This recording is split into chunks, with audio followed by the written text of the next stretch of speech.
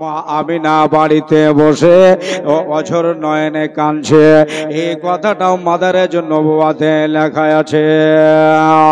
আল্লাহ, আমার ইয়েতিম ছেলে, বাবা হারা ছেলে কেমন আছে খোঁজ খবর আমি পেলাম না। ওর যদি বাবা দুনিয়ায় থাকতো গো আল্লাহ, আমার আব্দুল্লাহ যদি দুনিয়ায় থাকতো, বোধহয় 5 বার দেখে আসা হয়ে যেত। মায় আমার কাঁদছে। ইতিমধ্যেই জানাবে আব্দুল মুত্তালিব সাহেব সোজা ঢুকে গেলেন বাড়ি ঢুকে যাওয়ার পরে দেখতেন আমিনা গো কান্দ কেন, কে মনে দুঃখ হলো রে মা?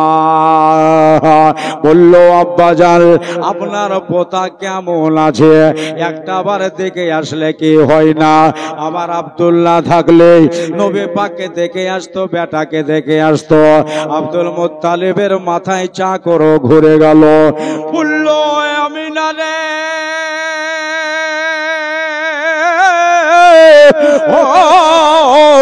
মায়া মেলা কথা মন্দ বলনি, খারাপ বলনি। তাড়াতাড়ি করে হাতে লাঠি নিয়ে জানাবে আব্দুল মুত্তালিব বেরিয়ে গেলেন। 130 বছরের জায়েব মানুষ, সামনে দেখছেন নিজের একটা আপন বেটা দাঁড়িয়ে, নাম হলো আব্বাস। জানাবে আব্বাসকে বলা হলো, আব্বাস রে আর দেরি কইর না, যাও ওই তায়েফ নগরে সাদ বিন বাকার গোত্রের মহিলা আবু যুয়াইবের বেটি হারেসের বিবি মা হালিমা তুসাদিয়ার বাড়ি যাও, আর আমার মুস্তাফাকে এক নজর তুমি দেখে আসো। চলে যাও, চলে যাও। আব্বাস চড়ে নিলেন ঘোড়ার উপরে। সত্যি তো আমাদের ভাতিজাকে এখনো দেখা হয়নি। আপনার লাগাম টেনে যেতে শুরু করলেন তায়েফ নগরে। মক্কা থেকে তায়েফ দেশে পাড়িয়ে দিলেন, চলে গেলেন তায়েফে। মানুষে জিজ্ঞাসা করলো, ভাইরা হালিমার বাড়ি কোনটা, হারেসের বাড়ি কোনটা? তারা বলল, ওই দেখেন ওইটা হলো হালিমার গৃহ। ওই গৃহে দরওয়াজায় গেলে, দরওয়াজায় গিয়া দেখতেছিল দরজায় তালা মারা। দরজার কাছে নেমে গেলেন। পার্শ্ববর্তী একটা মহিলা একটা মুড়া এনে দিলেন। বাবা বসে নেই জায়গায়, হালিমা বাড়ি নাই। হালিমায় চলে গেছে চারোয়া গায়ে, হালিমা চলে গেছে আপনার চারোয়া গায়ে ছাগল চড়াতে। বলল কখন আসবে? বলল বৈকাল না হলে তো আসবে না। তা একটু বসেন, আসার মুখ হয়ে গেছে। সুবহানাল্লাহ। বসে হালিমার বাড়ির দিকে শুধু বার করে তাকিয়ে দেখে বাড়ির ভিতরে ওই যে দরজার ফাঁক দিয়ে দেখা গেল 2টা দোলনা টাঙায় আছে, আর দোলনার উপরে 2টা বাচ্চা শুয়ে আছে, কিন্তু 2টা দোলনায় বন্ধ আছে। বলল বাবা হালিমা রে, তুমি ছেলে নিয়ে এসে সারাদিন দোলনায় শোয়া দিয়া ছাগল চড়িয়ে বেড়াও, আর আমার ছেলের গায়ে মশা লাগলো না মাছি লাগলো, এসব কিছু দেখার আর দরকার নাই। 10 মিনিট আধ ঘন্টা পার হয়, গিয়ে দেখে দোলনা বন্ধ আছে। একটু পরে আপনার ছাগল চড়িয়ে মোটামুটি 140 খানা ছাগল নিয়ে মা হালিমা তুসাদিয়া বাড়ির দিকে রওনা হয়ে গেলেন। চলে আইলেন বাড়ি। দেখতেছেন বিদেশি এক মেহমান নবীজির চাচা আমার দরজায় বসা। বলল ভাইজান আপনি কখন এসেছেন? ইনি দাঁড়িয়ে গেলেন। মিয়ান থেকে তলোয়ার বার করে, খাপের থেকে তলোয়ার বার করে একবারে সোজা খুঁজে দাঁড়িয়ে গেলেন। ও হালিমা একটু দাঁড়িয়ে যাও, তোমার আর বাঁচার আশা নাই। কেননা নবীকে লালন পালন করার জন্য এনেছো, কিন্তু নবীকে দোলনায় শুয়ায়া দিয়া তুমি চলে যাও চারোয়া গায়ে, ছাগল চড়ে আসো। হালিমা রে তোমাকে আজ কেটে ফেলাবো। যদি দোলনা চলতো তুমি বেঁচে যেতে, কিন্তু দোলনাটাও বন্ধ আছে। হালিমা এসে বলতেছে দোলনা তো চলছে। জোরে বলেন সুবহানাল্লাহ। জনাবি আব্বাস বলছে আমি 10 মিনিট 20 মিনিট পর পর তাকিয়ে দেখছি দোলনা রুকে গেছে, দাঁড়িয়ে গেছে, স্টপ। আর মা হালিমা এসে বলছে দোলনা চলছে। বেরাদার ভাইরা আমার, মা বোনেরা গো, ঠিক আছে তুমি দরওয়াজা খোলো। আব্বাস কথা পাকা দিয়ে দিল, যদি দোলনা বন্ধ থাকে তাহলে তুমি মরে গেলে, তোমার গলায় তলোয়ার চলবে আমার। যদি দোলনা চলে তুমি বেঁচে গেলে, সম্মান পেয়ে যাওয়ায় আমার। দুটা দিক, খোলো দোলনা। দোলনার তালাই, এবার দরওয়াজার তালাই যেন চাবি ভরে দিয়েছে। রব তাআলা জোশ মে আ গায়ে, সুবহানাল্লাহ বলেন। আমার মওলা জোশে চলে আসলো। জিবরিল রে, ওই দেখো হালিমা তালাই চাবি ভরে দিয়েছে, এখন ডান দিকে ঘোরাবে, কাটাক করে লক্ষ্য সে যাবে, ভেতরে ঢুকে গেলে দোলনা বন্ধ দেখে ফেলবে। নবীর দুধ মাথাকে জনমের মতো বিদায় করে দেবে। শোনো শোনো, তাড়াতাড়ি যাও আর নবীজির দোলনা চালিয়ে দাও। তালা খুঁজতে খুঁজতেই দোলনা কিন্তু চালাইতে হবে, কথাটা যেন ভালো করে খেয়াল থাকে। তালা খসাতে খসাতে দোলনা চালাইতে হবে। জিবরিল 70,000 ইয়াকুতি ডানাগুলো শর্ট করে দিয়ে পাখার ঝাপটা মেরে দিল। একবারে সিদরাতুল মুনতাহা থেকে নিয়ে মক্কার সরজমিনে, আপনার তায়েফের সরজমিনে পৌঁছে গেলেন। পৌঁছে যাওয়ার পরে আমার নবীজির দোলনাখানা চালিয়ে দিয়েছে। নূরের নবী কয়, ও জিবরিল, শুধু আমারটা চালালে হবে না, আমার দুধ ভাইয়ের দোলনাটাও চালিয়ে দাও।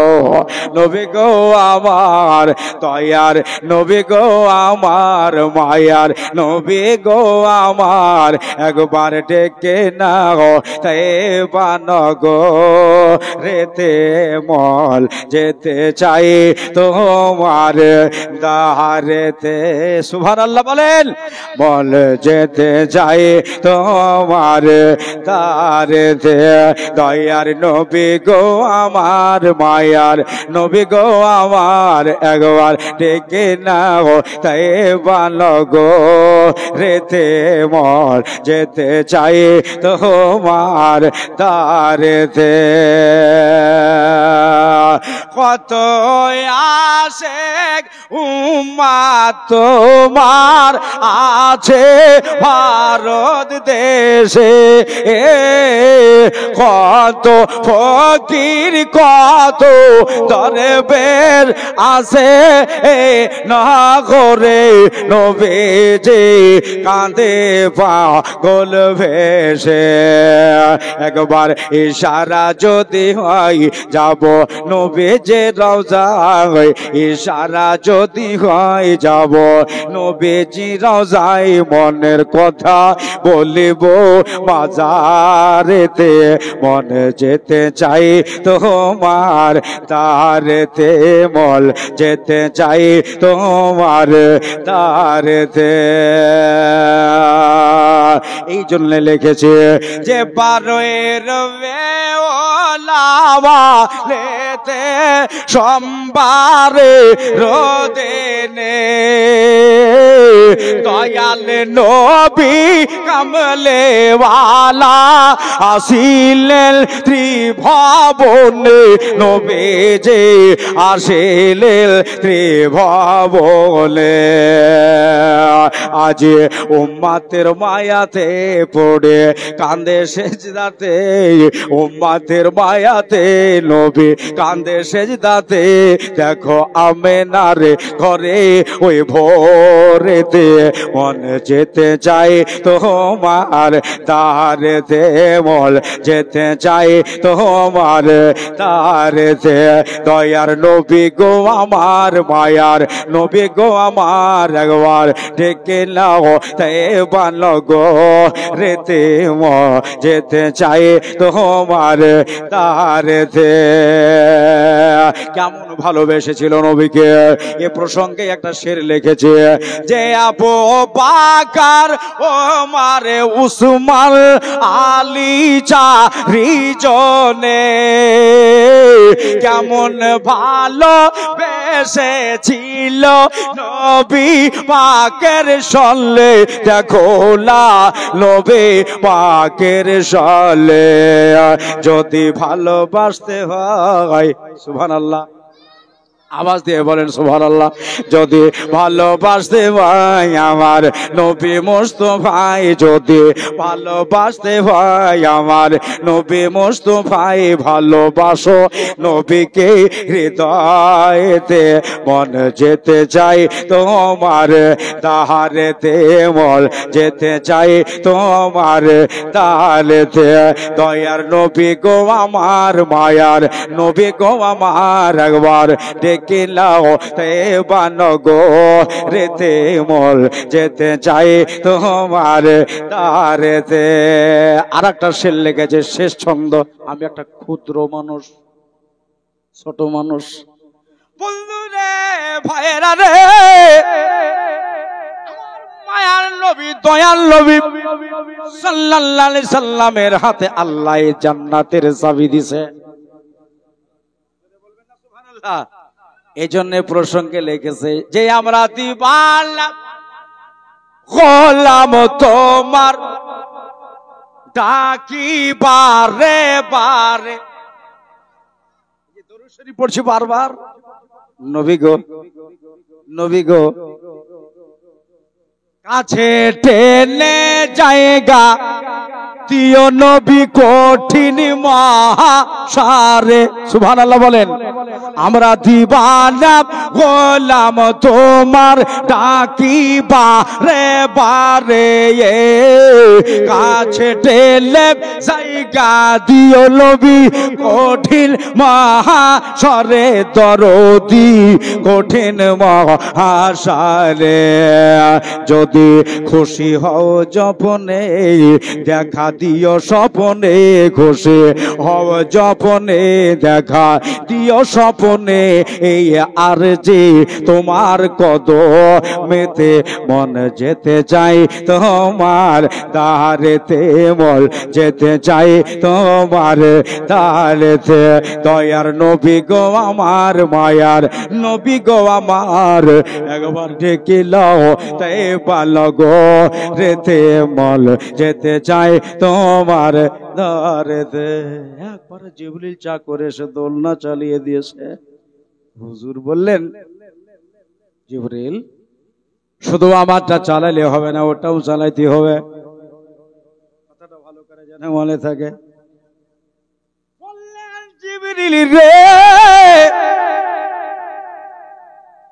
শুধু আমারটা যদি চালাও আমার দুধ মায়ের মন খারাপ হয়ে যাবে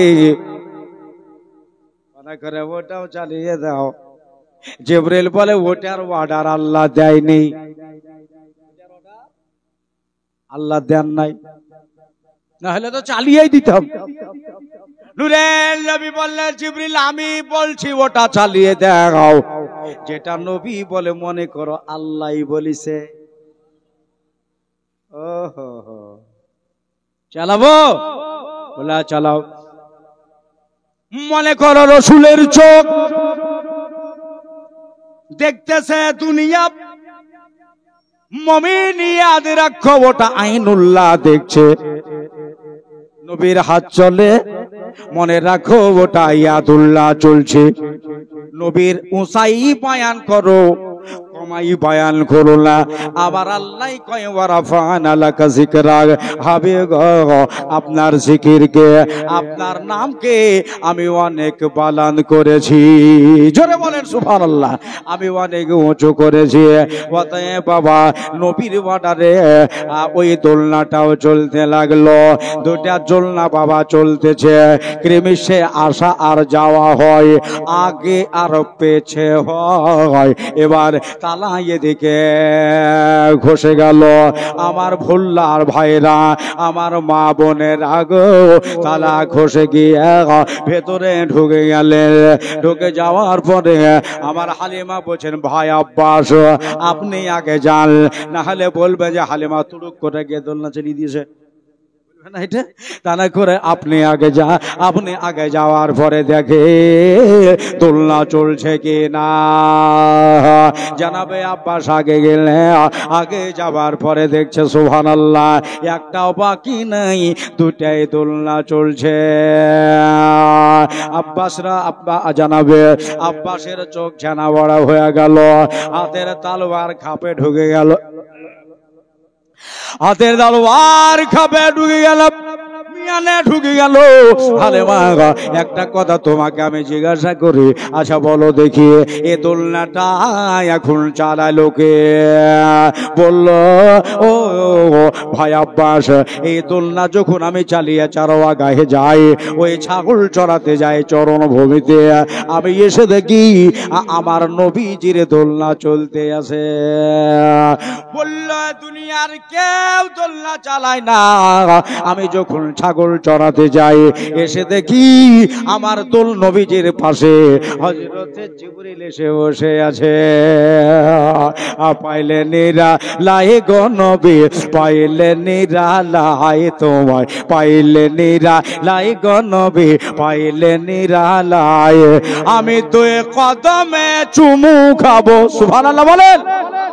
দুই কদমে চুমু খাবো, চরণ ধুলি মাগবো গায়, পাইলে নিরালাই গো নবী, পাইলে নিরালাই। বলল হালিমা, স্যালুয়েট তোমাকে, ছেলে পেয়েছ ভালো। থেকে গেল হালিমার কাছে, আল্লাহর নবীকে কোলে নিয়ে আদর যত্নে ভরিয়ে দিল, মাথায় হাত বলিয়ে কপালে চুম্বন দিয়া জানাবে আব্বাস রাসূলে খোদাকে রেখে দিয়া ইনি চলে গেলেন নিজের ডেরায় মক্কা নগরে।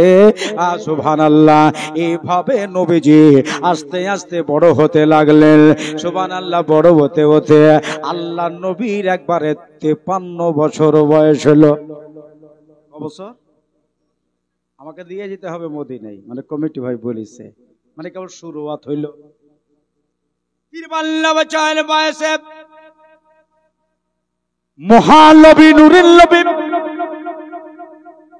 হুই মক্কা নগরে আল্লাহর অর্ডারে প্রচার শুরু করলেন। মান ক্বালা লা ইলাহা ইল্লাল্লাহ ফাদাখালাল জান্নাহ। যারা একবার লা ইলাহা ইল্লাল্লাহ বলবে আল্লাহ তাআলা তারে জান্নাত দিবে। একবার শুধু যদি কয়ে দাও, ঈমান আনতে হবে। প্রচার চলতে শুরু হলো, দিকবাদিক মানুষ দেখতে শুরু করলো। হারে আব্দুল্লাহর ছেলে তো কথাটা খারাপ বলছে না, ভালোই বলছে। আর আমরা জীবনে কোনোদিন একদিনও দেখলাম না যে আমিনার বেটা কোনোদিন জীবনে মিথ্যা কথা বলেছে। বলেন একবার, কোনোদিন মিথ্যা কথা বলেছে? ভাইয়েরা আমার, দাদারা,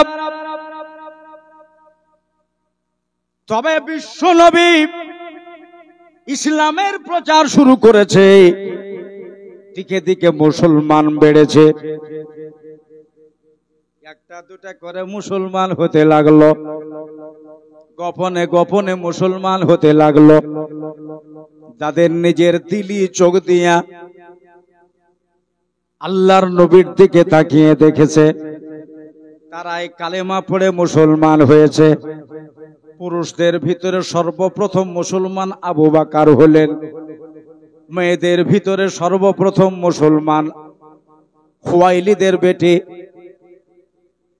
নবী পাকের জাওজায়ে মুহতারামা মা খাদিজাতুল কুবরা মুসলিমা হলেন। গোলামদের ভিতরে সর্বপ্রথম মুসলমান হাজিরাতে বেলালে হাবশি হলেন। বাচ্চাদের ভিতরে সর্বপ্রথম মুসলমান হযরতে মৌলা আলী হলেন। এইভাবে ক্রিমিশে মুসলমান বাড়তে লাগলো। আমার ভোল্লার ভাইয়েরা, আমার দাদারা, আমার মা বোনেরা, মুসলমান বাড়তেছে, কমে না। একটা দুটা তিনটা চারটা করে বাড়তে বাড়তে বেশ কিছু মুসলমান হয়ে গেছে বাবা, একটা জামাত হয়ে গেছে। আবু জেহেলের কানে খবর গেল, ওগো আমাদের নেতা, কিছু শুনেছো আর কিছু শুনেছো? বলে কি হয়েছে? বলে ওই যে বিশ্ব নবীর হাতে হাত দিয়ে মানুষ এখন মুসলমান হতে লাগলো, তাইলে নিজের বাপ দাদার ধর্ম ছেড়ে দিয়া এবার কি ইসলাম ধর্মে মানুষ চলে যাবে? আবু জেহেল বলল ঠিক আছে, এক কাজ কর, ওই দেখেন হযরতে বিলালকে মারলো, এত টর্চারিং করলো, আমার বিলাল এক বিন্দু কালেমা ছাড়ে নাই। একবার জোরে বলে দেন সুবহানাল্লাহ। রাস্তার মাঝে পিটিয়ে আপনার হযরতে আনাসকে মারলো, হযরতে তালহাকে টর্চারিং করলো, হযরতে জুবাইরকে টর্চারিং করলো, কিন্তু একটা আপনার সাহাবী ইসলাম ছেড়ে দেয়নি, নবীকে ছেড়ে দেয় না, আল্লাহর নবীকে ভুলে যায় নাই। এভাবে তারা মার খায় আর থাকে। কবে শান্তি ফিরবে রে দেশে? শুধু কালেমা পড়েছে, তার জন্য আমাদের পিঠের চামড়া তারা তুলে দিতেছে। শুধু নবীকে আমরা নবী বলে মেনে নিয়েছি, আল্লাহকে এক বলে জেনেছি, তার জন্য মক্কাতে থাকা বড় বিপদ হয়ে যাচ্ছে। আমাদের ওপর এত নির্যাতন কেন? আমাদের ওপরে এত নির্ভরতা কেন?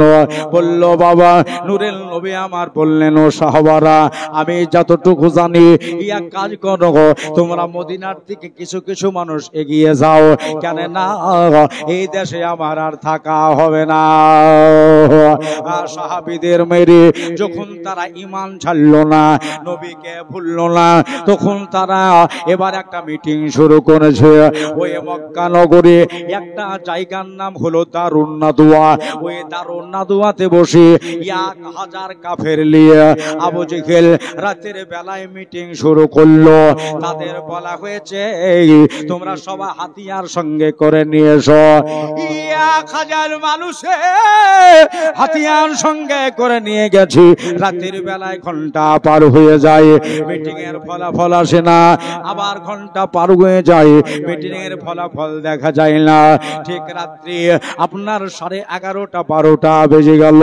আবু জেহেল বলল, শোনো, আমাদের এই মিটিং এ আপনার সিদ্ধান্ত নির্ণয় হলো যে আব্দুল্লাহর বেটা মুহাম্মদ সাল্লাল্লাহু তাআলা আলাইহি ওয়াসাল্লামকে চিরজীবনের মতো তুলে দিতে হবে, আর চিরজীবনের মতো বিদায় দিয়ে দিতে হবে। তাহলে তোমাদের ভিতরে সব থেকে পাহলওয়ান যিনি, 2 জন যাও, নাইলে 4 জন যাও, আর ওই আব্দুল্লাহর ছোট্ট কোটরিটাই ঢুকে যাও। ঢোকার পরে দিনের নবীকে কোটি কোটি করে কেটে ফেলো। 4 জনাকে নির্ণয় করা হলো, তুমি যাবে, তুমি যাবে, তুমি যাবে। 4টা পাহলওয়ানি বলল, ওগো আমাদের নেতা প্রনেতা, আমি যেতে পারবো না, এই জন্য যেতে পারবো না।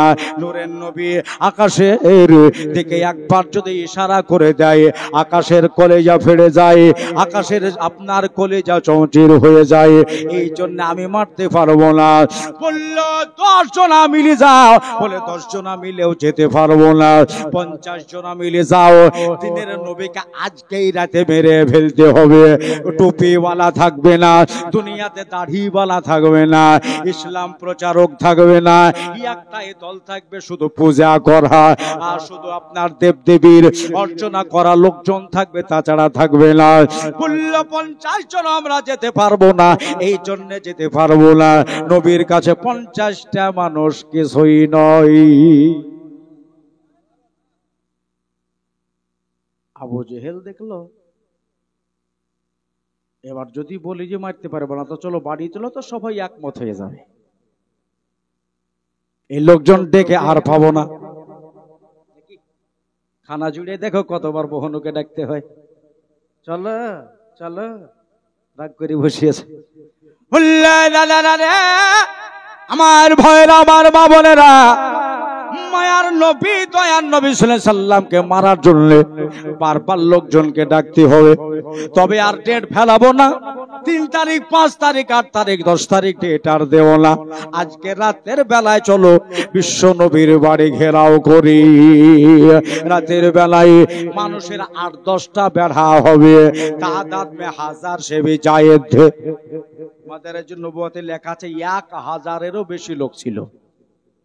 কথা বুঝেছেন? 1000-এর বেশি লোক ছিল। মানুষের 8-10টা বেড়া হবে যারা মুহাম্মদ সাল্লাল্লাহু আলাইহি সাল্লাম পালাতে না পারে, আমিনার বেটা যেন ভাগতে না পারে, সোজা চলে গেল তারা। আজকে বিশ্ব নবীর বাড়িতে কেউ নাই, শুধু আলী মুর্তজা আর নবী। জোরে বলেন সুবহানাল্লাহ।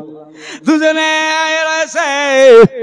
এই ফাঁকে জিবরিল তুমি যাও দিয়ে বলে দাও জি নবী গো, আপনাকে মারার লাগে 1000 কাফের আসছে, আপনি চলে যান, বেরিয়ে যান। জিবরিল কিন্তু বলে নাই, অর্ডার পাই নাই তাই বলে নাই। জোরে বলেন সুবহানাল্লাহ। 1000 মানুষে নবীজির বাড়ি ঘেরাও করে ফেললো। ঘেরাও করে নেওয়ার পরে মানুষের আপনার 10টা বেলা হলো। নবীজির দরজায় বাড়ি পড়ে গেল। দরওয়াজা খোলো, ও আমিনার বেটা দরওয়াজা খোলো, আজকে তোমার রেহাই নাই, তোমার খাতির নাই, খায়রিয়াত নাই, তোমাকে জনমের মতো বিদায় করে দেব। সুবহানাল্লাহ। আল্লাহর নবী নিজে কানে শুনছে, বাড়ির ভেতরে বসা, ঘুমোতে যাবে, বিছানায় যাবে। ইতিমধ্যে জিবরিল চলে আসলেন। মওলার অর্ডারে, আল্লাহর অর্ডারে জিবরিল চলে এসে, জিবরিল এসে কানে কানে বলতেছেন আসসালামু আলাইকা ইয়া রাসূলুল্লাহ। বলেন সুবহানাল্লাহ। কি বলছে? আগে সালাম আরজ করলেন। সালাম দিয়ে দেওয়ার পরে দয়ার নবী মায়ার নবীকে বলেন হুজুর আর দেরি নয়, এবার আপনি এই 53 বছর বয়সে নিজের মায়ের ভূমি পিতৃভূমি এই কাবাতুল্লাহকে ছেড়ে দিয়া আপনি সোজা এখন মদিনায় হিজরত করে। আল্লাহর অর্ডার হয়ে গেছে, আমার মওলার হুকুম হয়ে গেছে। নূরের নবী উঠলেন, এখন নিজের মাতৃভূমি ছাড়তে হবে, ওই যে আল্লাহর ঘর কাবা ছেড়ে চলে যেতে হবে। হযরতে আলী বললেন হুজুর যদি আমাকে একবার হুকুম দেন, রাতের বেলাতে তলোয়ার নিয়ে আমি 1000 মানুষের সাথে লড়াই নেমে যাব। নবী আমার বললেন আলী রে, রাতের বেলায় ঝামেলা করতে হবে না, কাছে এসো। পকেট থেকে একটা চিরকুট বাহির করলেন। মায়ার নবী দয়ার নবী একটা টোকেন বার করলেন। টোকেনটাকে আলী মুর্তজার হাতে দিলেন, এটা ধরো, আর এই টোকনটা লিয়া যা লেখা আছে তাই করবা। আর এই দেখো কিছু টাকা লাও, এতে কার কার নাম লেখা আছে, কে ক টাকা পাবে। সকাল যখন হবে এই ধার দেনাগুলো মিটিয়ে দিয়া তুমিও মদিনায় চলে এসো, আমি এক্ষুনি মদিনায় চলে যাব। জোরে বলেন। এই রাতে আলী দাঁড়িয়ে, হুজুর তাহলে আমি আপনার সাথে যাচ্ছি না? বলে না, আমি তো তোমাকে নিয়ে যাচ্ছি না, তুমি থেকে যাও। হুজুর একাই থাকবো বাড়িতে? বলে হ্যাঁ একাই। ওই যে আমার বিছানা, খালি বিছানা, ওই বিছানাটা আজকে রাতের বেলা আলী শুয়ে থাকবে। যাও চলে যাও আপনার আমার বিছানায়। নবীর বিছানায় গিয়ে আলী শুয়ে গেলেন। আল্লাহর নবী উঠলেন। এবার ওই আপনার বারান্দা থেকে নেমে, আপনার নিচে নেমে আঙ্গিনা থেকে এক মুষ্টি বালি মাটি উঠালেন। মাটি উঠাবার পরে একটা অংশ পড়লেন কোরআন শরীফ থেকে, সূরা ইয়াসিনের একটা অংশ। অংশটা হলো ওয়াজআলনা মিন বাইনি আইদিহিম সাদ্দাও ওয়া মিন খালফিহিম সাদ্দান ফাকশাইনাহুম ফাহুম লা ইবসিরুন। এতটুকু আয়াত পরিবেশনা করে আপনার বালিটায় ফু দিয়ে দেওয়া হলো। ফু দিয়ে সামনে দিকে চালানো, অন্তত সামনেকার মানুষগুলা যেন আমারে দেখতে না পায়। তাদের চোখে পড়বে, চোখ খচখচ করবে, তারা দেখতে পাবে না। সাথে সাথে আমার আল্লাহ তাআলা গায়েবান একটা আওয়াজ দিয়ে বলতেছেন, হাবিব, বালি চালাবার কাজ হলো আপনার, আর সারা কাফেরের চোখে পৌঁছে দেওয়ার কাজ আমার কুদরত গ্রহণ করলো। মানে সব বাড়ির চোখে বালি পৌঁছে দেবে আল্লাহ পাকের কুদরত। একবার জোরে বলেন সুবহানাল্লাহ। যেমনি বালি চালিয়েছে, আর ওই বালি উড়ে উড়ে উড়ে তামাম কাফের চোখে পড়তে লাগলো। সবার চোখে পড়েছে, কেউ বাকি যায়নি, সব চোখ নিয়ে ব্যস্ত হয়ে গেল। ব্যাপার কি? চোখে কি পড়লো, চোখে কি পড়লো, চোখে কি পড়লো? নিজের হাতের তরবারি, হাতের তলোয়ার মাটিতে রেখে দিয়ে নিজের চোখ নিয়ে ব্যস্ত হয়ে গেল। আর নূরের নবী তাদেরই শরীরে ঘেষ্টন দিয়ে আশা দিয়ে আমার হুজুর বেরিয়ে চলে গেলেন। তারা বিন্দু মাত্র টের পায়নি। একবার জোরে বল, একটু বুঝতে পারেনি। সোজা হাঁটতে হাঁটতে হাঁটতে জনাবে হযরতে আবু বকর সিদ্দিক রাদিয়াল্লাহু তাআলা আনহুর বাড়িতে গিয়ে দরজায় খুব আস্তে করে ডেকেছে, আবু বকর বাড়িতে আসো। যেমনি ওয়ালা আবু বকর বলেন, লব্বাইক ওয়া সাদাইক ইয়া রাসূলুল্লাহ, আনা হাজিরুন। হুজুর, এই তো আমি আবু বকর। আল্লাহর হাবিব বললেন, আবু বকর বিছানায় কি ঘুমাও নাই? একটাটাকে কেমন করে সাড়া দিলে? আবু বকর বলেন, নূরের নবী গো, শুধু আজকে নয়, 6 মাস থেকে বিছানায় ঘুমাইনি। জোরে বলেন সুবহানাল্লাহ। এই একটা দিনই আপনি বলেছেন যে আবু বকর, আমি যদি মদিনায় হিজরত করে চলে যাই, সঙ্গে আলী থাকবে না, ওসমান থাকবে না, আমার সাথে তালহা ও জুবাইর থাকবে না, যায়েদ থাকবে না, হারসা থাকবে না, আমার সাথে একটাই সাহাবী থাকবে, ওটাই হলো আমার আবু বকর সিদ্দিক। আবু বকর, আমার বাড়িটাকে 1000 কাফেরে ঘেরাও করে নিয়েছি, আমাকে মেরে ফেলা। আর জ্বললে চলো, আমার সাথে চলো, এক্ষুনি মদিনায় চলে যেতে হবে। যাও, একবার বাড়িতে বলে আসো, তোমার বিবি সাহেবাকে বলে এসো, তোমার বেটা আব্দুর রহমানকে বলে এসো যে রাতের বেলায় এখন আমি নবীর সাথে মদিনায় চলে গেলাম। বলল, ইয়া রাসূলুল্লাহ, ইয়া হাবিবাল্লাহ, আমি বিবিকে আর বলতে যাও না, আমি আর আমার বেটা আব্দুর রহমানকে বলবো না। কেন হুজুর? আমি আমার বিবিকে বলেই রেখেছি, যদি রাতের বেলায় নবী আমার চলে আসে, নবীর সাথে আমি মদিনায় চলে যাব। আর এখন আপনি দাঁড়িয়ে থাকবেন, আর আপনাকে দাঁড় করে দিয়ে বিবিকে বলতে যাব, বেটাকে বলতে যাব, হুজুর আমি আমার বিবি, বেটা, বেটি সবার চাইতে যে আপনারই বেশি ভালোবাসি, দুনিয়ার চাইতে আপনারে বেশি ভালোবাসি। ইয়া রাসূলুল্লাহ, ইয়া হাবিবাল্লাহ, চলেন আমি রেডি আছি। রাতের বেলাতে জনাবে হযরতে আবু বকর সিদ্দিককে নিয়ে মদিনার দিকে পানি দিয়ে দিলেন।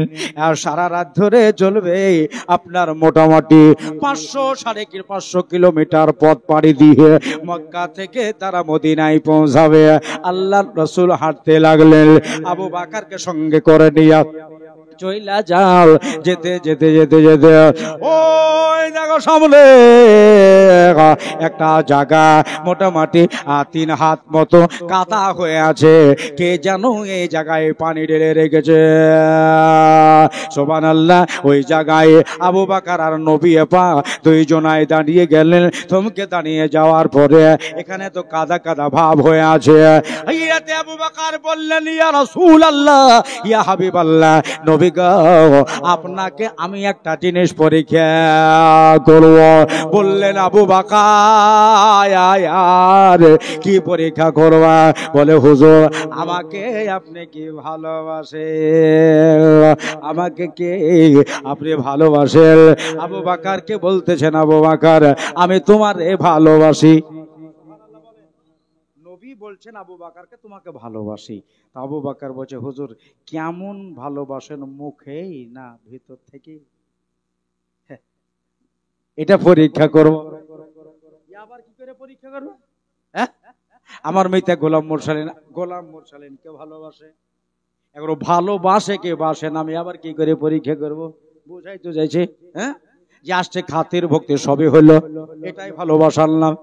কিন্তু বাবা বললেন ইয়া রাসূলুল্লাহ ইয়া হাবিবাল্লাহ আমি আপনাকে পরীক্ষা করতে চাই। নূরের নবী বললেন ঠিক আছে পরীক্ষা করো। হাজরাতে আবু বকর বললেন হুজুর কেমন যে ভালোবাসেন দেখি, আমার কথা রাখেন কিনা।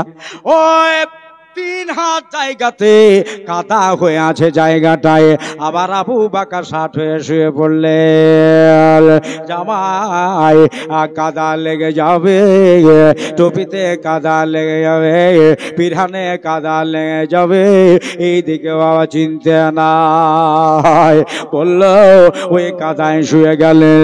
আবু বকর বলতেছেন ইয়া রাসূলুল্লাহ ইয়া হাবিবাল্লাহ সত্যি যদি আমারে ভালোবাসেন তাহলে এবার কাদাতে পা ভরবেন না, একটা পা আমার পায়ে, একটা পা আমার পেটে, একটা পা বুকে দিয়া কাদা পেরিয়ে যান।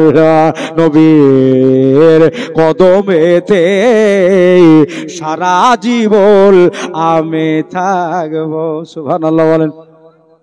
তুমি যে আমার শ্বশুর, আর শ্বশুরের বুকে যদি চড়ি তো দুনিয়ার লোক কি বলবে? দুনিয়ার মানুষে বলবে যে জামাই শ্বশুরের বুকে চড়ে পার হয়েছে রে। আবু বকর বলেন হুজুর আমি আপনাকে বুকে নেব জামাই বইলা লয়, আমি বুকে নেব বিশ্ব নবী বলে। জোরে বলতে হবে, আমি আপনার বুকে নিব নূরের নবী বলে। নবীর কদমে সারা জীবন আমি থাকব। ভালো বেশে যে কে ভালো বেশে নবীজিকে হৃদয় মাঝে ভরে রাখবো।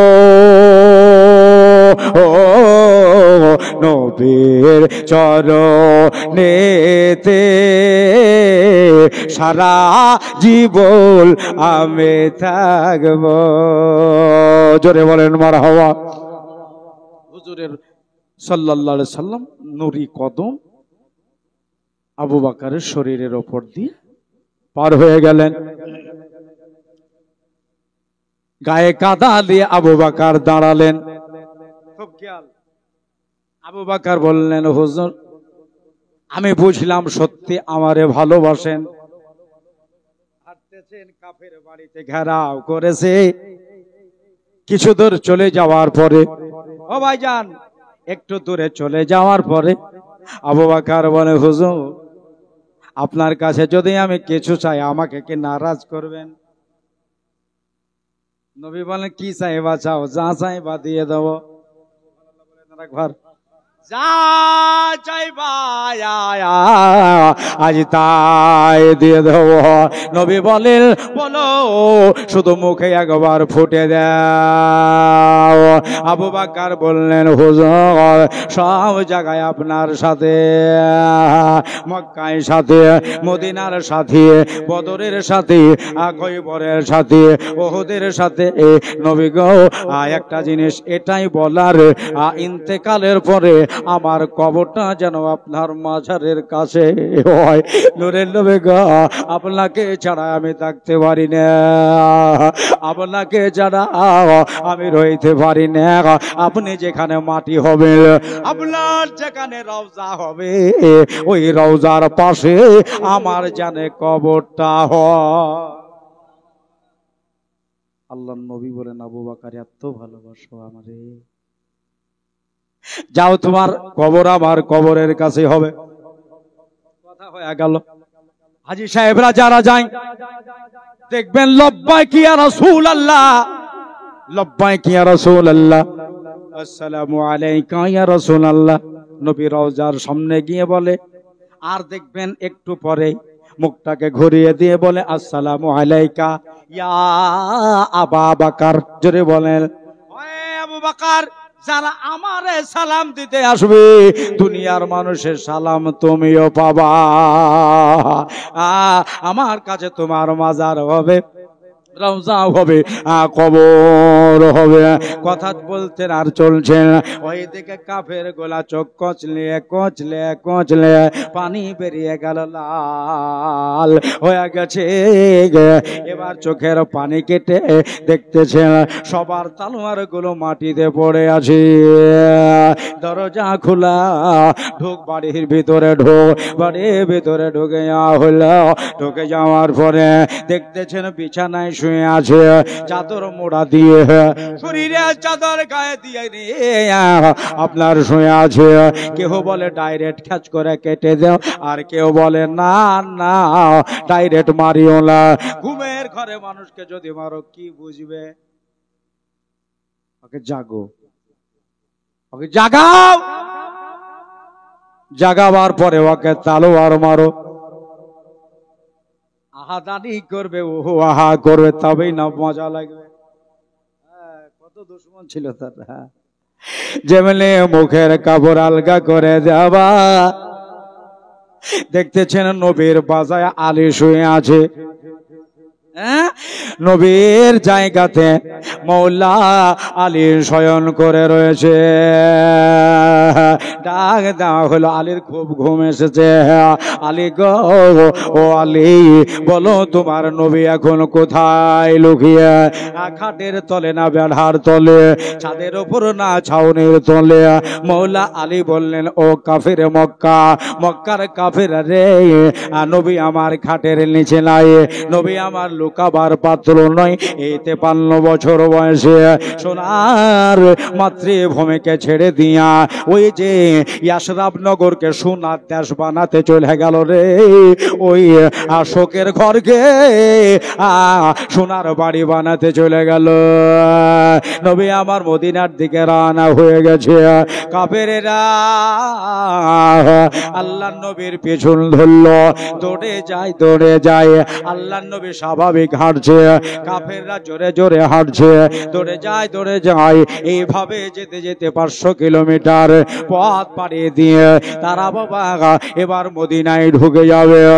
একবারে সকাল বেলা হয়ে যাবে, নবীকে পেয়ে যাবে, জনমের মতো তারা বিদায় করে দেবে। কিন্তু এখনো রাত আছে, ওই যে দিহাইশা পার হয়ে গেছে, এক ভাগ রাত এখনো বাকি আছে। একটু পরে ফজরের আজানের সময় হবে। কিন্তু বাবা ওই কানে আবু বকরের একটা আওয়াজ পেল যে আমার পিছে মনে হলো 1000 মানুষের পায়ের আওয়াজ লাগে। আবু বকর আল্লাহ নবীকে ইশারা দিয়ে বলেন, রহমাতুল আলামিন পেছে গেল কাফের রবে দিল বাঁচাবে না, কাফের বেদিল চলে লুকাই পাহাড়ের গুহায় আছেন শুয়ে সোনার। সুবহানাল্লাহ। তাহলে মনে আছে বলেন, নবী গো শুয়ে আছে সোনার মদিনায়। হুজুর এরা তো আমাদের দেশেরই কাফেরের মতো লাগছে। আপনাকে বোধহয় পায়নি, তারা রাস্তা ধরেছে, আমাদের পিছা করেছে। আর সত্যি কাফেররা রাস্তা ভুলও করেনি। যে রাস্তা দিয়ে নবী হেঁটে গেছে ওই রাস্তাটা মুশকে আম্বারের মতো খুশবু করছে, আর তারা শুনছে আর চলে আসছে। চল এটা দিয়ে চল, এদিক দিয়ে রসুল গেছে, এই দিক দিয়ে মুস্তাফায়ে দো জাহা গেছে, চল চল চল চল। আমার দাদার আমার ভাইরা আস্তে আস্তে আস্তে আস্তে এবার বোধহয় ধরা পড়ে যাবে নাকি। রসুল দেখলেন এইখানে তো একটা পাহাড় দেখা যায়, এই পাহাড়টার নাম হচ্ছে পাহাড় সোর, সোর সোর পাহাড়। তো এর গুহাটা অনেক উঁচুতে, অনেক পাহাড়ের গুহা নিচে হয়, মিডিলে হয়, কিন্তু সোর পাহাড়ের গুহা হলে একবারে চূড়ার উপরে, মাটি থেকে ৫,৫০০ ফিট উঁচুতে। ওই পাহাড়ের গুহাতে যদি আমরা ছুপাই লুকাই বড় কষ্ট হবে। নবী বলতেছেন কাফেররা আস্তে আস্তে আমরা পৌঁছে যাব, চলো আল্লাহ আমাদের সাথে আছে, আমরা হইলাম রহমানওয়ালা, আর যারা আসছে ওরা হইল শয়তানওয়ালা। আমরা হইল হক সাদাকাতওয়ালা, আর যারা আসতেছে ওরা হইল জুলম ও জালালাতওয়ালা। নাই, চলো পাহাড় বাইতে শুরু করি। উপরে উঠলেন, ওঠার পরে বড় কষ্ট করে মেহনত করে সোর পাহাড়ের উপরে উঠে আল্লাহর নবী দেখতেছেন ভেতরে ঢোকার পরে পাহাড়টা খালি খালি আছে বটে, চিন্তা নাই, সারা রাত হেঁটেছে, শরীরটা ক্লান্ত ক্লান্ত মনে হচ্ছে। নূরের নবী আমার, বিশ্ব নবী আমার, রহমতের নবী আমার ৬০ হয়ে গেলেন। আবু বকর আশমুরা দিয়ে বসলেন, আর আবু বকরের মুবারক জাঙ্গে মাথা দিয়ে নবী লম্বা হয়ে গেলেন। সুবহানাল্লাহ। বন্ধু দোস্ত,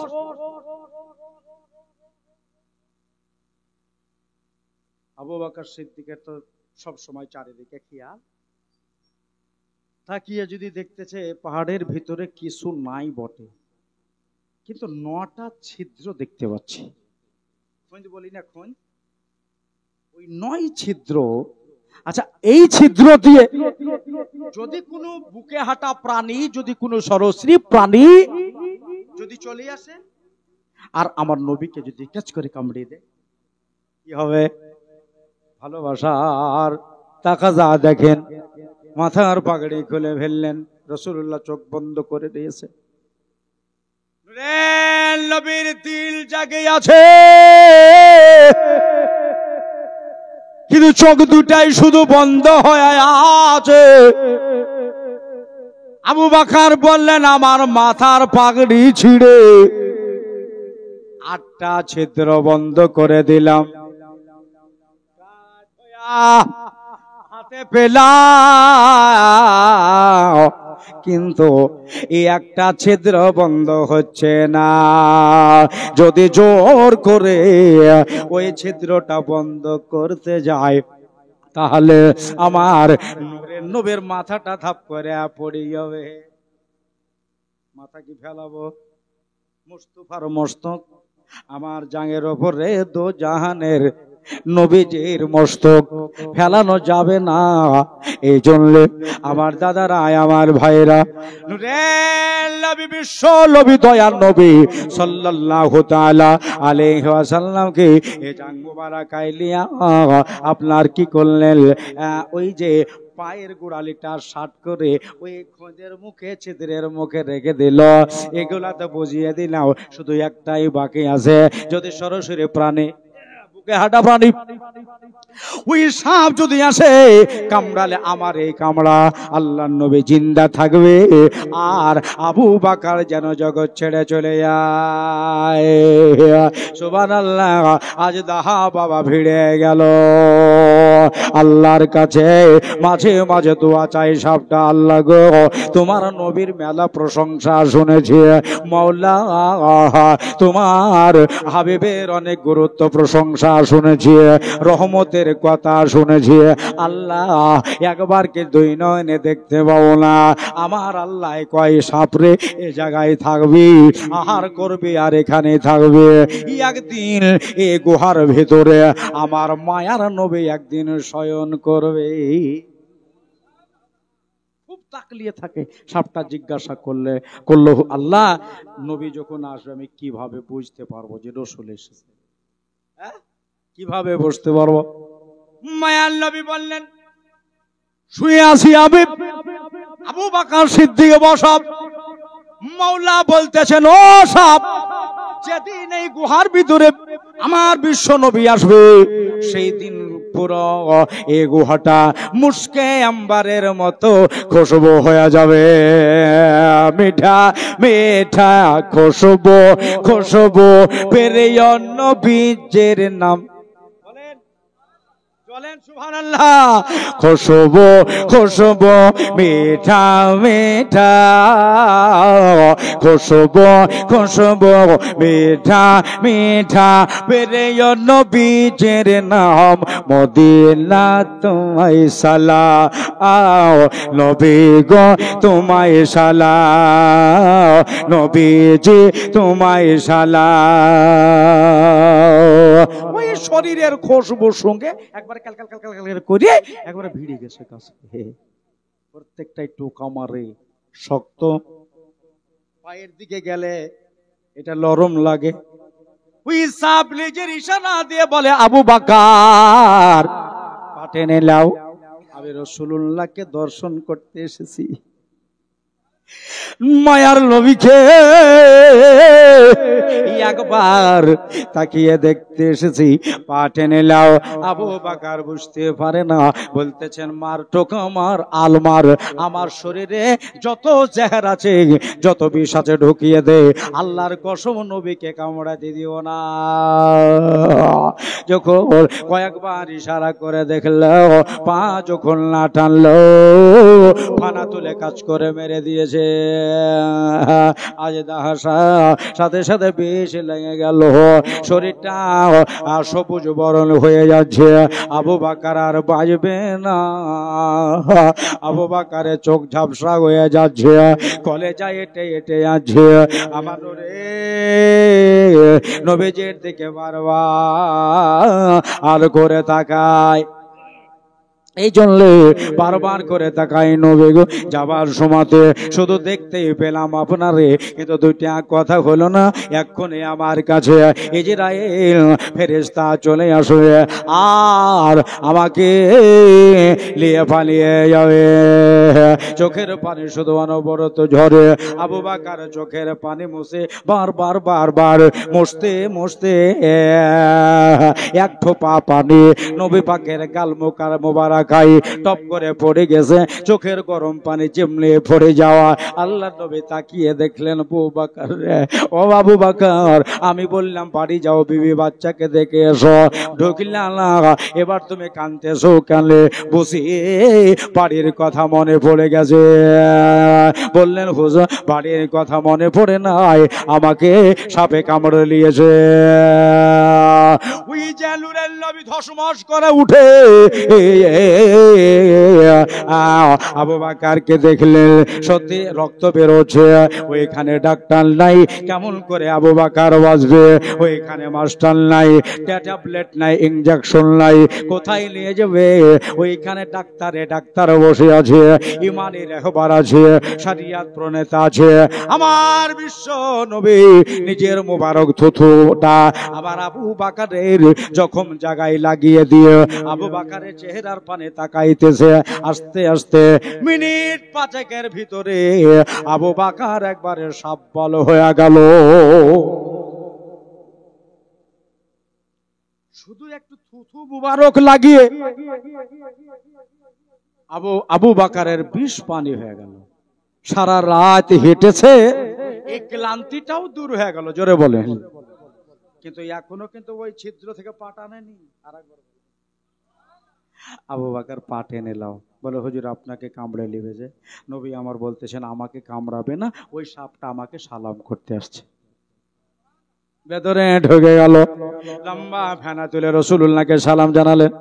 ওই দেখেন নবীজির কদমে সালাম দিয়া ওই যে কাফের গুলা ঢুরে খুঁজে হয়রান পেরেশান ওপরে উঠলো। কিন্তু আল্লাহ নবীকে ছুপায়িত করলো। শুনেছেন একটা মাকড়সায় জাল কেড়ে দিল, আর ওই মাকড়টা এত মজবুত করে বুনিয়েছে, ওইখানে এসে একটা কবিতর এসে দুইটা ডিম পেড়ে দিল।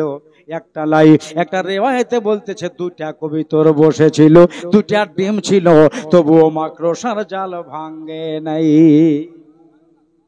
তারা আসলো, দেখলো, নির্ণয় করলো, বিচার করলো, বিবেচনা করলো, রাসূল যদি এতে ঢোকে কবুতরও থাকতো না, ডিমও থাকতো না, জালও থাকতো না। নিচে নাম। রসুল বোধহয় পাহাড়ের চিরতায় আছে বা আনাচে কানাচে আছে, সাইডে আছে, দেখ পাহাড়ের পদদেশে যেখানেই হোক আছে। নিচে নামলো, হুড়হুড় করে খুঁজে পাইল না। আবার পুনরায় তারা আবার মক্কার দিকে পাড়ি দিল। রসুল সকাল বেলাতে মদিনায় নেমেছে আবু বকর সিদ্দিককে নিয়ে। মদিনার লোকেরা আহা, আজকে বয়স্করা বেরিয়েছে, জওয়ানরা বেরিয়েছে, মেয়েরা ছাদের ওপর চড়েছে, কেউ জানালা খুলেছে, জানালা খুলে বলছে কোন দেশের আতর বলা আমাদের দেশের, আমাদের দেশে কোন আতর বালা এসেছে। গোটা মদিনা মহকে যাচ্ছে। জানালা খুলে দেখতেছে আমার নূরের নবী। মদিনার লোকেরা নবীকে মাটি বলেছিল, বিশ্ব নবীকে তিন বলেছিল। মদিনার লোকেরা বলল তলা আল বদরু আলাইনা মিন সানিয়াতিল ওয়াদাই ওয়াজাবা শুকরু আলাইনা মাদানিল্লাহি দাই। জোরে বলেন সুবহানাল্লাহ। মদিনার পরিভাষা, মদিনার লোকের ভাষা, তারা বলছে তলা ইয়াতলাউ তুলওয়ান মানে উঠা, প্রস্ফুটিত হওয়া, বাংলায় ভালো ভাষায় বিকশিত হওয়া। মদিনার লোকেরা বলল আমাদের দেশে 14 তারিখের হেলাল, 14 তারিখের পূর্ণিমার চাঁদ বিকশিত হয়েছে। নবীকে দেখছে আর বলছে আরে কত সুন্দর, 14 তারিখের চাঁদ আমাদের মদিনায় বিকশিত হয়েছে। তাহলে মদিনার লোকেরা নবীকে চাঁদ বলেছে। জি আমার দাদারা, আমার ভাইরা, আমার বন্ধুরা নিচে নামলেন, ওই মদিনায় থাকতে শুরু হলো। আগের থেকে তো কিছু সাহাবায়ে কেরাম চলে এসেছিলেন, আর রসুল মদিনাতেও কালেমার প্রচার শুরু করলেন। মানে ক্বালা লা ইলাহা ইল্লাল্লাহ ফাদাখালাল জান্নাহ। যারা চোখের গর্দ গোবার, দিলের গর্দ গোবার ঝেড়ে তাকালো, তারা নবীকে চিনে নিল, কালেমা পড়লো, মুসলমান হলো, ইমানদার হলো। একটা দুটা তিনটা চারটা করতে করতেই টোটালে এখন মুসলমান হয়েছে গুনতিতে 313 জন। জোরে বলেন কজন? 313 জন। কথাটা যেন মনে থাকে। 313 জন মুসলমান এই মদিনায় চলাফেরা করছে, ইসলামের কাজ চলছে, টুপিওয়ালা দাড়িওয়ালা মানুষ চলতেছে। মক্কার আবু সুফিয়ান শাম দেশ থেকে ব্যবসা করে চলে আসছে। আমার নূরের নবী 313 জন মানুষকে নিয়ে বসে রয়েছে। সুবহানাল্লাহ বলেন। 313 জন মানুষকে নিয়ে বসে রয়েছে। আবু সুফিয়ান দেখে আর জান জ্বলে গেল, এখানে কেন মোহাম্মদ সাল্লাল্লাহু আলাইহি সাল্লাম, ও এতিম মোহাম্মদ এই জায়গায় তুমি কেন? ইনি বললেন এখানে আমি চলে এসেছি। এরা কারা? নবী আমার বললেন এরা হলো আমার পেয়ারা। একবার জোরে বলেন সুবহানাল্লাহ। একটা নাতের অর্ডার আছে দোস্ত বুজুর্গ আমার, গজলের একটা অর্ডার রয়েছে, রাত্র হচ্ছে আর শিরিনিও চলে এসেছে, খিচুড়িতে পেট ভরে খেয়েই নিয়েছে। হ্যাঁ সবাই 11টা পার হয়ে গেছে। ইনশাল্লাহ আর আধা ঘন্টা বলবো, তবে আপনাদের কাছে রিকোয়েস্ট 11:30টায় দোয়া শুরু হবে। দোস্ত বুজুর্গ আমার, সামাইনে কেরাম, বেরাদারান ইসলাম, প্রতি বছরের ন্যায় এই বছর আপনারা নবীর মজলিস মুনাক্কিদ করেছেন, আর এই মজলিসে শিরকাত গ্রহণ করেছেন, সকলে এসেছেন, হাজিরি দিয়েছেন। মাশাআল্লাহ সুবহানাল্লাহ। দোস্তরে বুজুর্গরে আমার, এই মজলিসটাকে যতদিন বাঁচবেন যতটুকু ছোট করে পারলেও জারি রাখবেন, কেননা নবী পাকের মিলাদ শরীফ খোদ আল্লাহ মানিয়েছে। নবীর মৌলুদে পাক ফেরেশতাতেও মানিয়েছে। নবী পাকের মৌলুদে পাক যদি আল্লাহ মানায় তা আমাদের কর্তব্য হচ্ছে কিনা? মানাইতে হবে কিনা? সওয়াব পাবেন, নেকি পাবেন, নেকি থেকে খালি নয়। তো আবু সুফিয়ান বলছে মুহাম্মদ সাল্লাল্লাহু আলাইহি ওয়াসাল্লাম তোমার আর খাইরিয়াত নাই, তোমার আর বাঁচার আশা নাই, তোমাকে মেরে তারপর আমরা মক্কায় ফিরবো। এখানে এসে মুসলমান শুরু করিস, হ্যাঁ, এখানে এসেও তুমি ইসলামের বার্তা দিচ্ছ। ডেকে পাঠানো হলো আবু জেহেলকে, খবর পৌঁছানো হলো কানে। আবু জেহেল বলল, গ্রামে বাইর হয়ে ও গ্রামের লোকেরা হালাক হয়ে গেলাম। মক্কার মানুষেরা বাহির হলো, কি হলো গো আমাদের নেতা? বললো, শুনছো, একটা মিথ্যা প্রচার করেছিল। কি? কিতাবের নাম হলো নাইমি খুতবা তৃতীয় খণ্ডে এই ঘটনাটা লেখা আছে, মাদারের জন্য বউয়াতে আছে।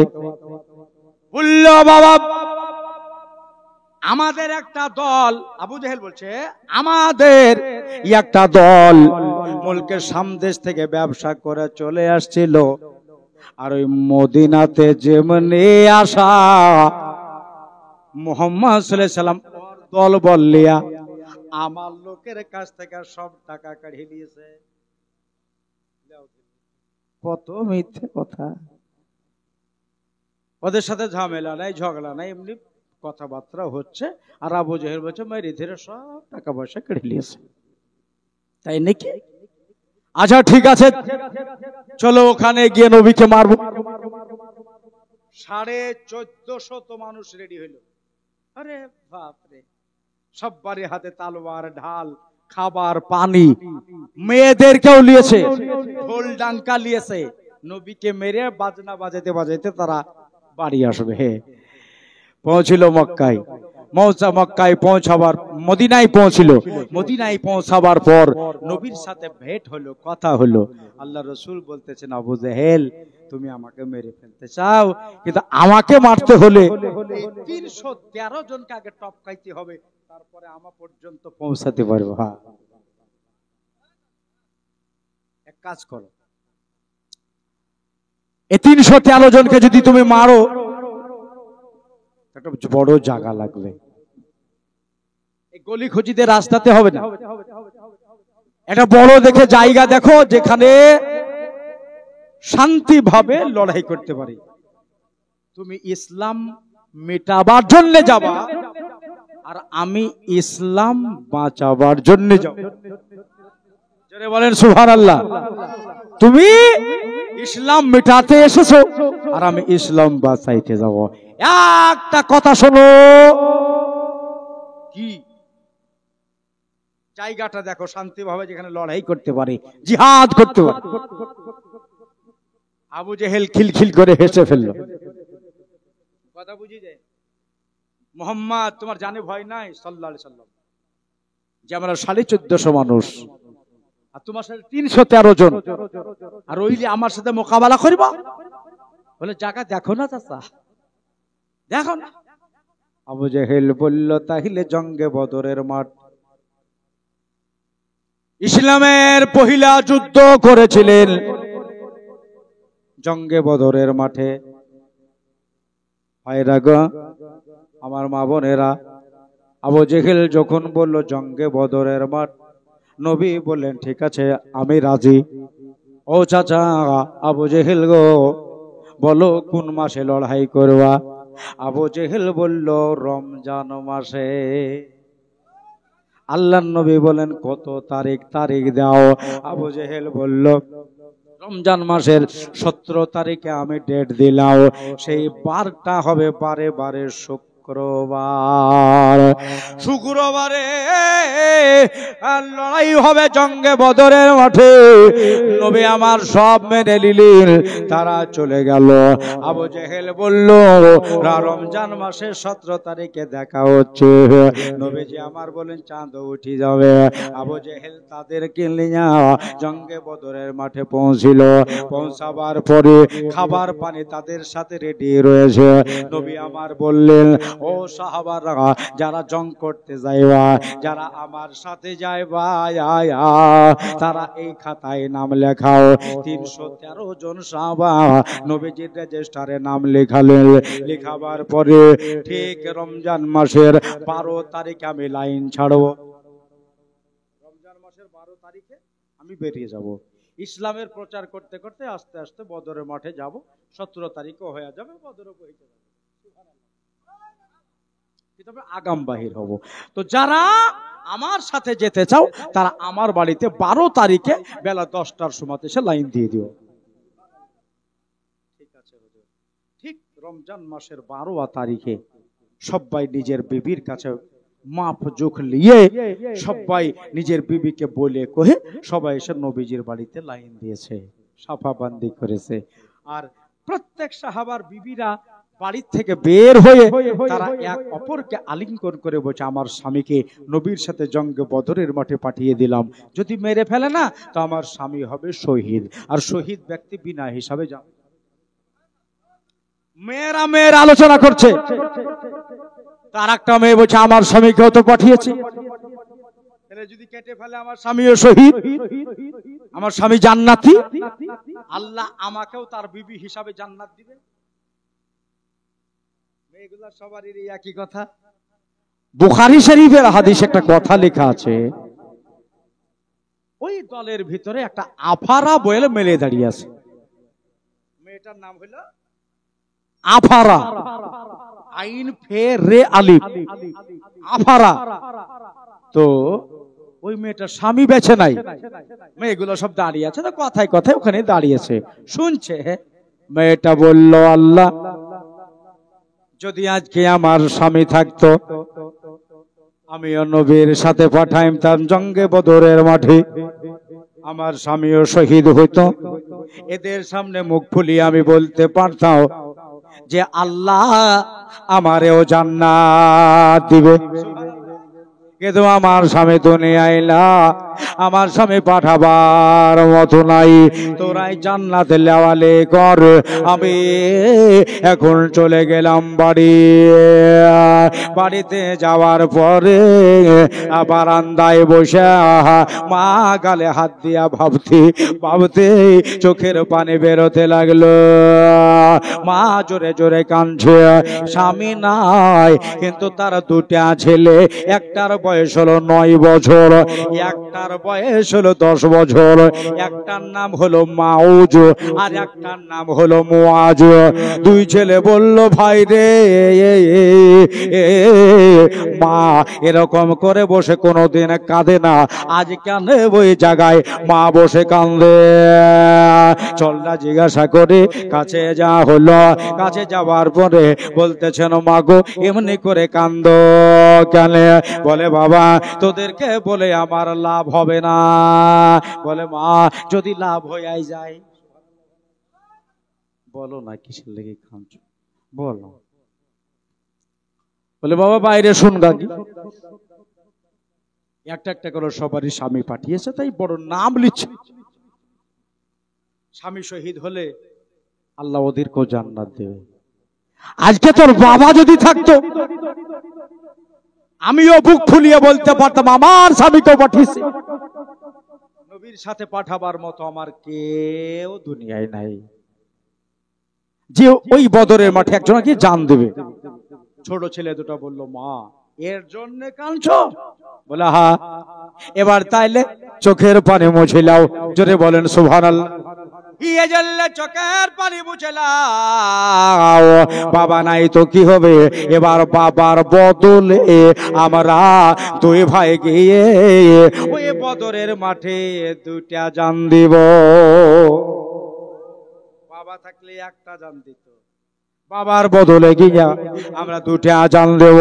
মা বলছে তোদেরকে নিয়ে যাবে না, বাচ্চা ছেলে তোরা। বলে, মা তুমি আগে রাজি হয়ে যাও, তারপরে রাসূলুল্লাহকে রাজি করে নেব।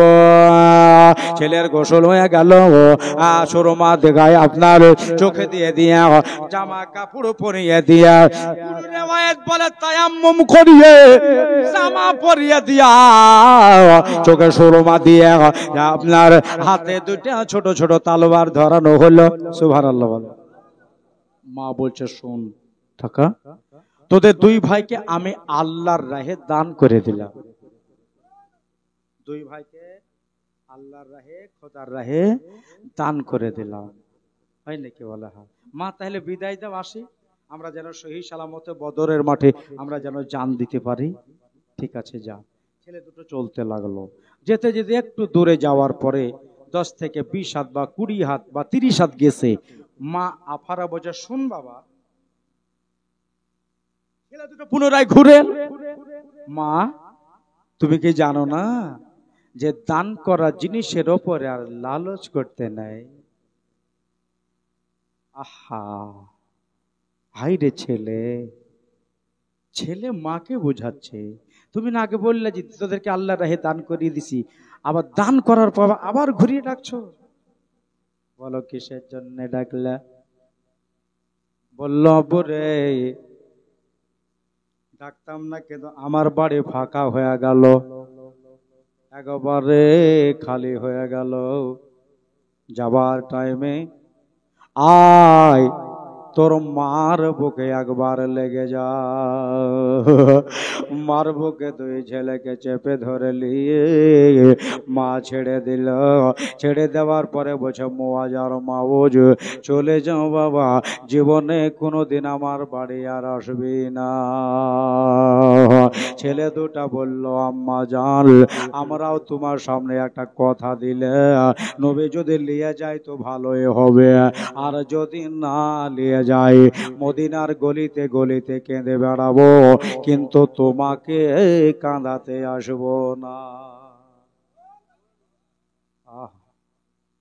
নবীর কাছে, মায়ের কাছে সালাম দিয়ে দুই ছেলে হাঁটতে লাগলো।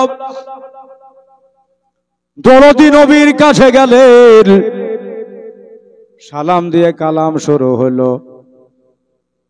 313 জন মানুষের লাইন। ছেলে দুটা ইতিমধ্যে নবীর কাছে, নবী গো, আপনি বলে জঙ্গে বদরের মাঠে যাচ্ছেন, বাবা দুনিয়ায় নাই, তাই বাবার কাজ ওঠাতে দুই ভাই আমরা এসেছি গো নবী। বাবার কাজ উঠাবার জন্য আমরা দুই ভাই এসেছি, সঙ্গে নিয়ে চলেন, মানা করিয়েন না। নূরের নবী বলে, ও বাদশরে, তোমরা ছোট ছেলে এই জন্য নিয়ে যাও না। নবী আমার বসে, যাও তোমরা বাড়ি যাও, ছোট ছেলে নিয়ে যাব না। ছেলে দুটা বললেন, ইয়া রাসূলুল্লাহ, যদি আপনি আমাদের জন্য একবার দোয়া করে দেন, আপনার দোয়াতে পালোয়ান হয়ে যাব। আল্লাহ দোয়াতে পালোয়ান হয়ে যাও, কিন্তু আমাদের নিরাশ করিয়েন না।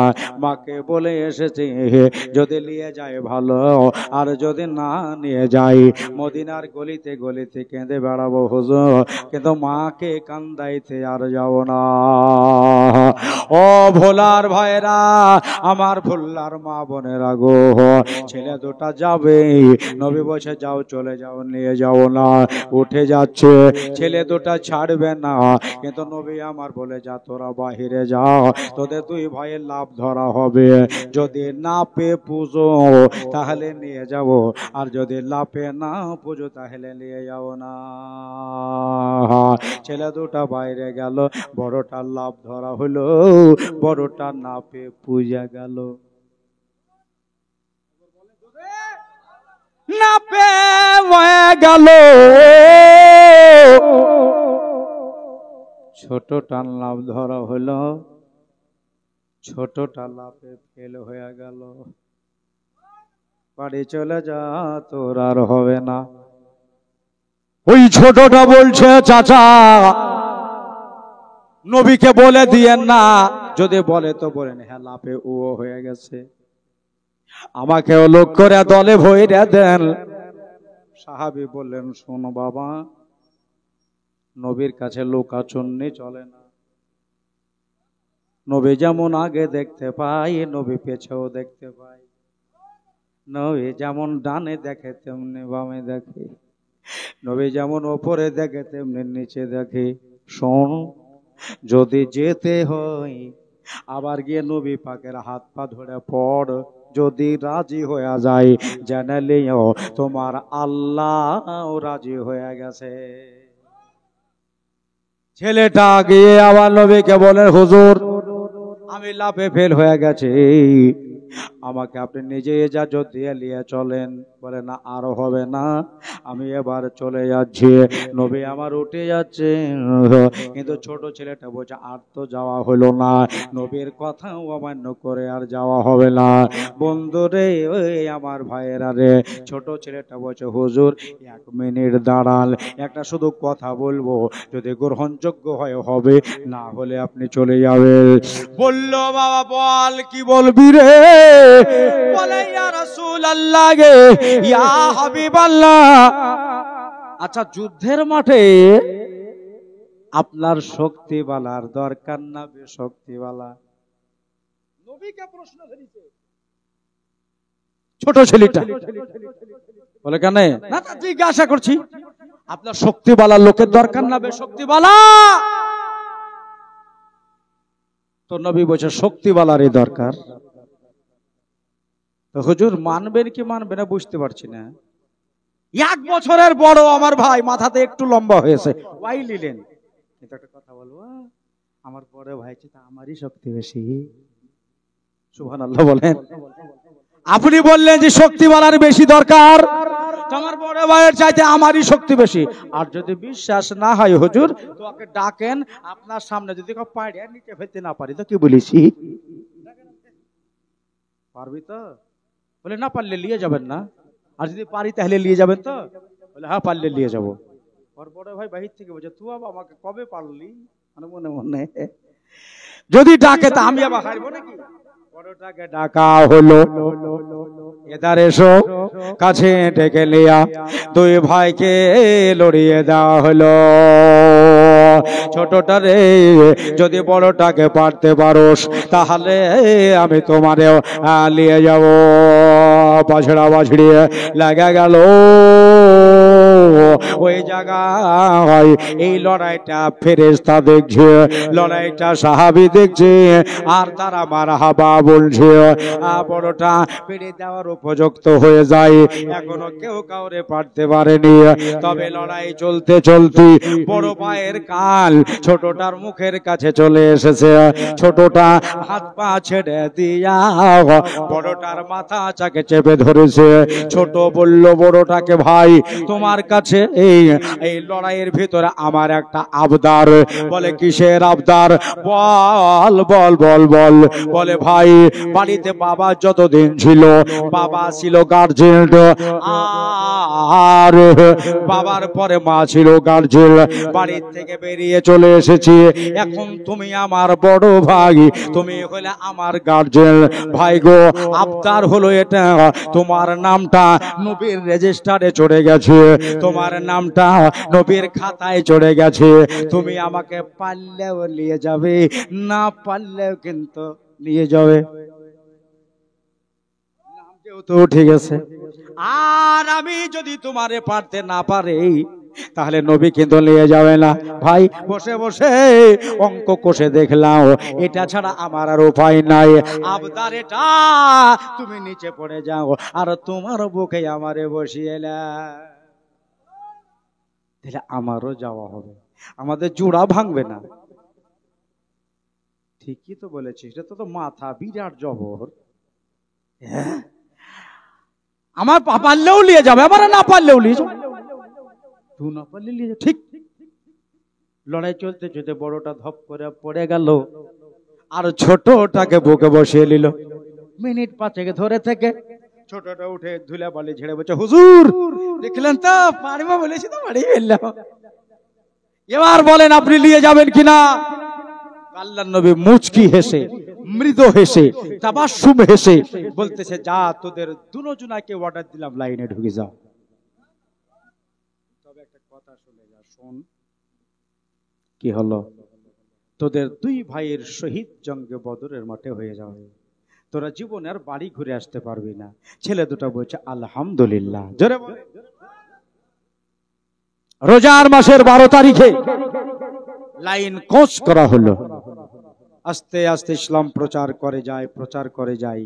16 তারিখে রাতের বেলাতে সন্ধ্যাবেলায় জঙ্গে বদরের মাঠ পৌঁছিলেন আল্লাহর রাসূল সাল্লাল্লাহু আলাইহি ওয়াসাল্লাম। জঙ্গে বদরের মাঠে একদিকে রাসূলুল্লাহর শিবির স্থাপন হলো, অন্যদিকে কাফেরেরা শিবির স্থাপন করেছে। সুবহানাল্লাহ। সারা রাত কেটে গেল। তারা কেউ কেউ খেজুর নিয়ে গেছে, কেউ পানি একটু একটু করে খেয়ে রাতের বেলাতে তারা রোজা ধরে নিয়েছে। আমার মায়ার নবী এবং সঙ্গে যারা সাথী সব রোজা। সকাল হলো, সকাল বেলাতে সূর্য উদিত হওয়ার পরে নবী পাক সমস্ত সাহাবীদেরকে নিয়ে দোয়া করলেন, আল্লাহ এই যুদ্ধের ময়দানে অন্তত হারিয়ে দিও না আল্লাহ। আল্লাহ যদি এখানে হেরে যাই, মানুষ সবাই বলবে যে নবী কিছু জানে না, আর মুসলমান হয়তো হইতে চাইবে না। আল্লাহ এই যুদ্ধের মাঠে আমাকে জিতিয়ে দিও। আল্লাহ দোয়া কবুল করে নিয়েছে। আমার দাদারা, আমার ভাইরা, আমার দিদিরা, আর 10 মিনিট বলবো বিরক্ত হচ্ছেন না তো? জি, দরুদ শরীফ পড়েন।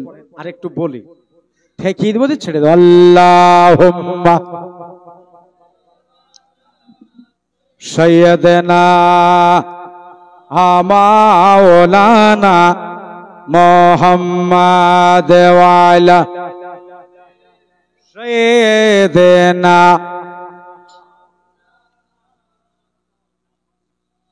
সাল্লি আলা মুহাম্মাদিন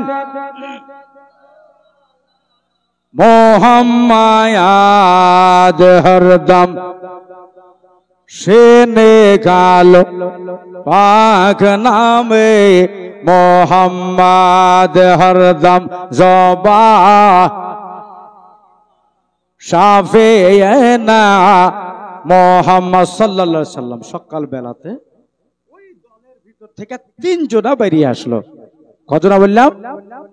3 জন। একটার নাম উতবা, আর উতবার আপন বেটা ওয়ালিদ, আর একটা কাফেরের নাম হলো সাইবা। মনে থাকে জানেন? 3 জনা বদরের মাঠে এসে নবীকে খুব গালিগালাজ দিচ্ছে।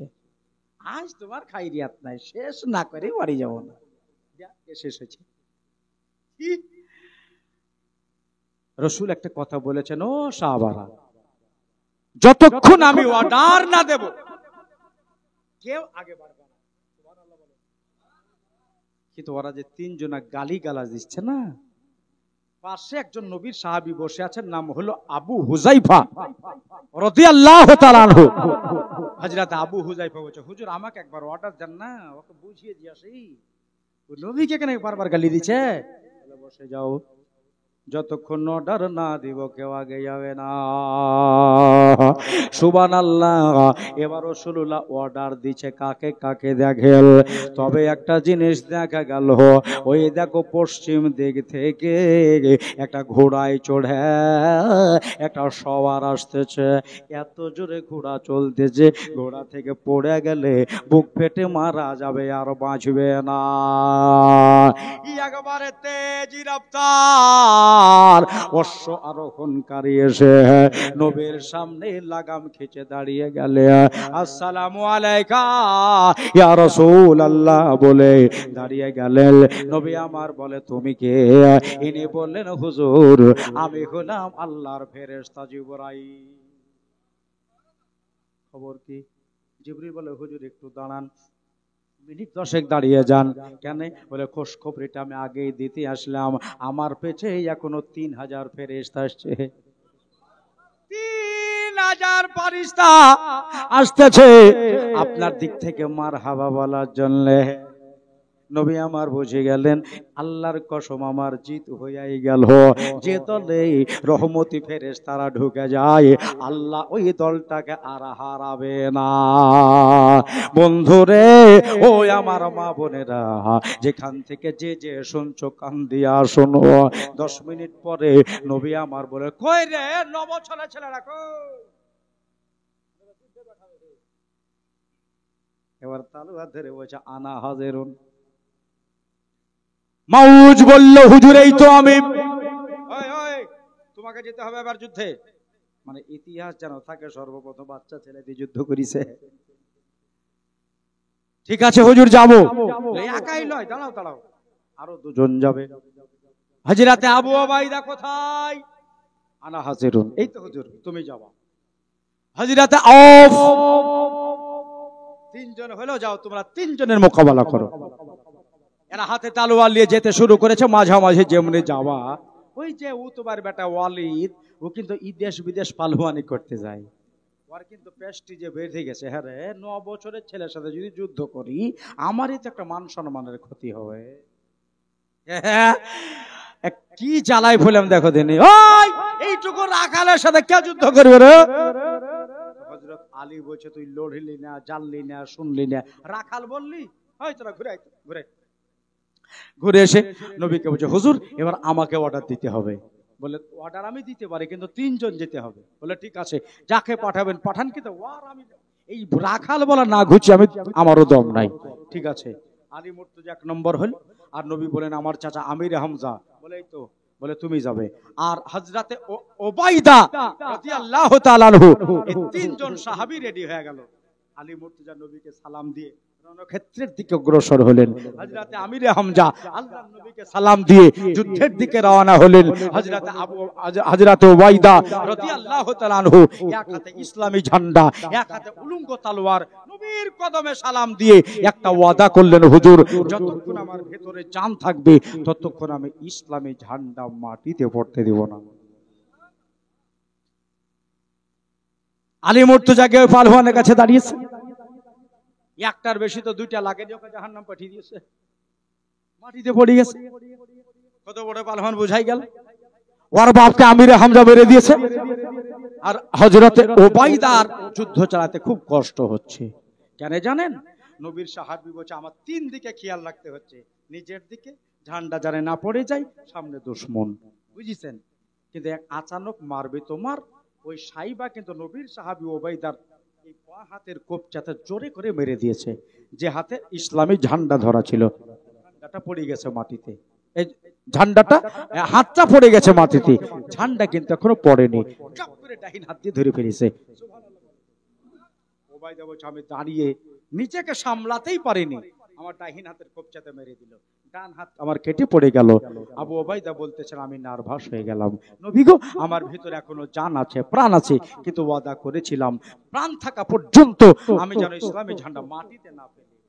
দাঁত দিয়ে ধরিছে, পড়ে যায়নি, ঘিরে যায়নি, দাঁত দিয়ে ধরেছে।